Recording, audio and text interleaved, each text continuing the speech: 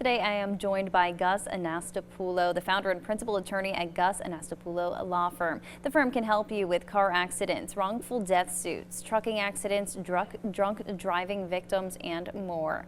Gus, welcome to Palmetto Life. Thank you for having me, Emily. Okay, so today's topic is medical release forms. So what are those forms? So a medical release form is essentially a form that usually an insurance company may send to you, which authorizes them, whoever is requesting it, to request and obtain your medical records from your doctors that otherwise would be privileged. So what happens if an insurance adjuster asks you to sign one of these forms? So this is a very common thing right after a car accident. The insurance company may reach out to you and say, and they'll make it very appealing, they'll say something like, we need you to sign this form in order for us to make an offer or settle your case.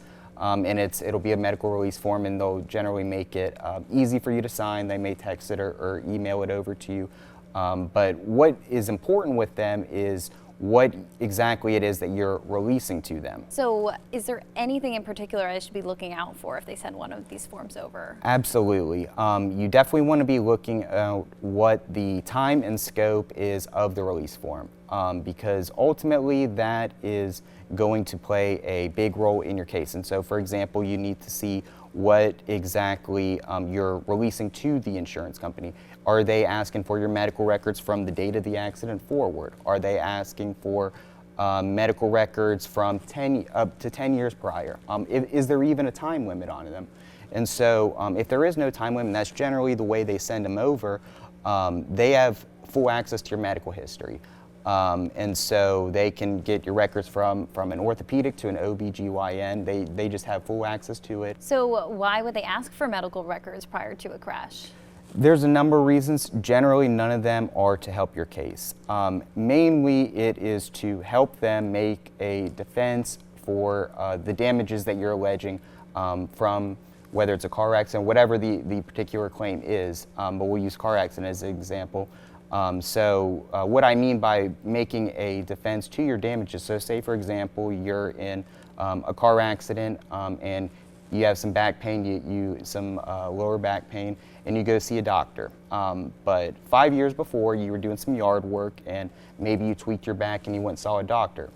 And so if you sign a general release form, the insurance company is able to get those records from 5 years before, and they'll see where you went to the doctor for some low back pain. Even though that may have already healed, you may have gone to that one appointment 5 years ago and you were perfectly fine.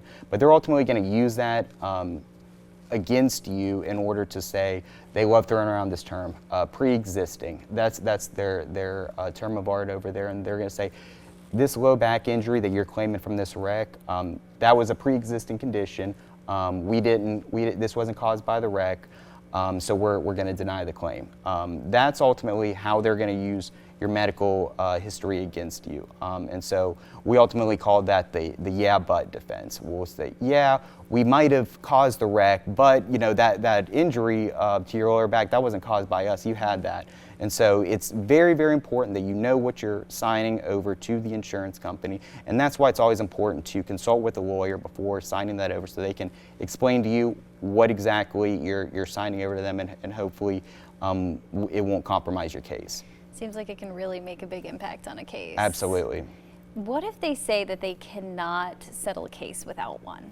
That's a red flag, and that's when I would suggest you speak with a lawyer, because ultimately, you know, it's going to vary from case to case, but certainly, you know, oftentimes they don't need your full medical history going back 25 years or wherever they go in order to settle a claim from an injury that you've never seen a doctor for. And so I would certainly consult with a lawyer on that, because more often than not, that's not the case. So you say it's really important to talk to a lawyer for this type of situation. How can people contact you? Absolutely. They can reach us at 843-310-5555. They can find us online at guslawsc.com, or they can stop by and say hi at our office at 5880 Rivers Avenue.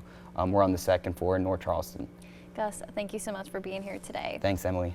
And all of that contact information is on your screen now. You can call the firm today for a free consultation or contact them through their website.